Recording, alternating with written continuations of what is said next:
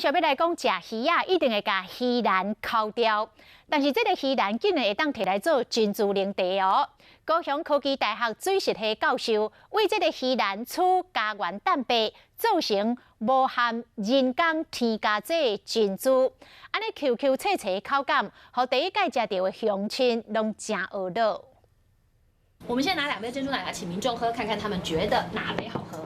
成绩几好，好两位民众啉看卖，这2杯到底有啥物无同款的感觉？我觉得这杯比较好喝，为什么？因为它比较 Q 弹，有弹性。你觉得哪杯好喝？这一杯我觉得它吃起来有那个脆脆的特殊的口感。您知道像这样子好吃的珍珠是怎么来的吗？很难想象，它其实就是从这样子的鱼鳞做出来的。互人学到的粉圆是用简这个鱼篮做出来，到底是安怎做的？先去除臭味，萃出其中的胶原蛋白，刷来就会变成真 Q 的粉圆啊。